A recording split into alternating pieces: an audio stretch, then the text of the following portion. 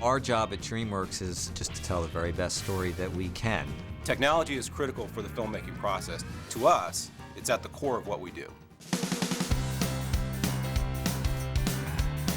In the beginning of Over the Hedge, we had no idea if we'd be able to come up with the film that we had envisioned technically. We were asking for a lot. I mean, we have furry animals walking through foliage in the woods, in environments that have to have a realistic light bouncing around. We wanted backlit fur gleaming in the morning sun, and we wanted leaves being hit by the sun and reflecting a certain amount of light and light quality. I personally had no idea if we'd be able to pull it off.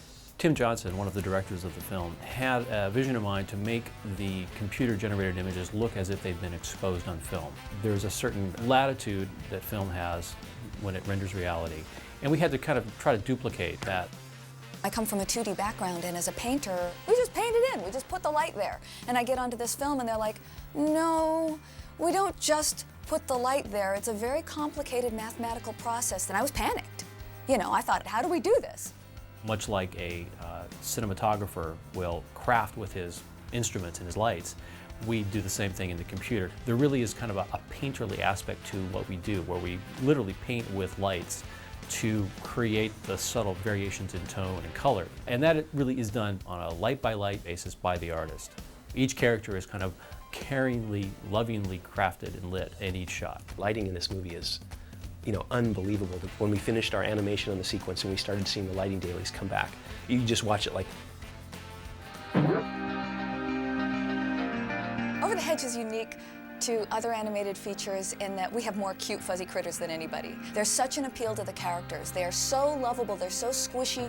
You want to take them home, you want to bury your face in them because they're so cute. Morning, Lou. Penny. Thanks. Hey, kids. One of the things that was really fun on the film was to really see what we could do to push the fur tool. The fur tools are essentially a tool that grows little strands of hairs. And we use that, we push that all the way from a porcupine quill to the very fine fur that you see around the animal's faces, like around Hammy's eyes and so forth, which is almost a velvety feel. Shots like, as they'll call it, a Hammy transformation shot. I am a crazy rabbit squirrel. Where RJ sort of takes Hammy and turns him into Rabbit Hammy. That's like a really difficult technical shot for us to do, with all sorts of changes of hairstyle and fur style happening in one shot. Hey, it's working! Behind you! I know, you're right behind me! Oh! The porcupines were difficult for every single department. There's a lot of detail there, a lot of quills to be surfaced, and they all have to be groomed appropriately, and they're long, rigid things that our eyes can see. With fur, we get a little grace period in that you can't always see what an individual hair does, but with quills, now every single mistake we make is really visible. Well, yeah, I'm okay with wazoo food there. No, you're not. The tail is tingling. Oh. Animals that hug has probably been our really biggest challenge. We had this scene, and Andy raised his hand and he said, I noticed there's a lot of hugging in this scene.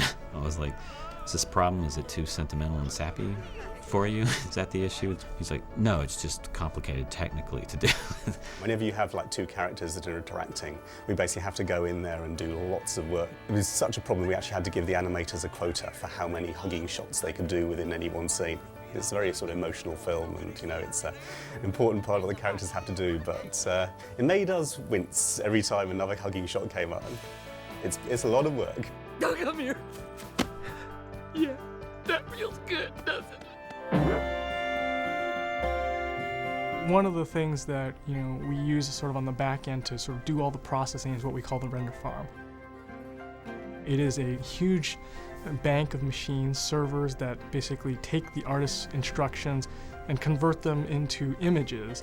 These characters have 1 million strands of hair on their bodies, and to render that all out just takes time and processing power. We were having to do everything we could to kind of streamline that process so that renders didn't take 3 days to come back, because you need to do your animation, you need to fire off a render, you need it to come back as soon as possible so you're seeing it at the highest resolution to find out if the performance is working, if the glint is in the eye, you know, all that stuff that you can't see in the tool set that we have for animating.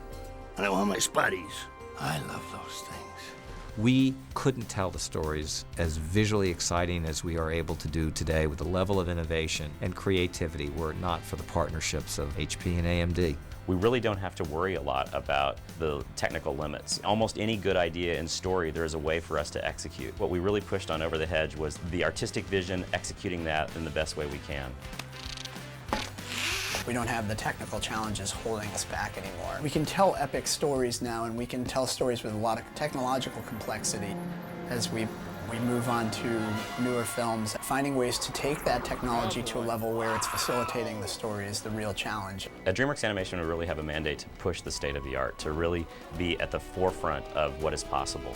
And that requires us to take risks. If we planned on finishing the film with the computing power when we start 3 or 4 years in advance, they wouldn't be state of the art. What is that? The great thing about Over the Hedge, and I think our future films, is that we are able to now facilitate the story in a way that the directors can tell whatever they want, because we're really capable of anything. This, my friends, is just the beginning.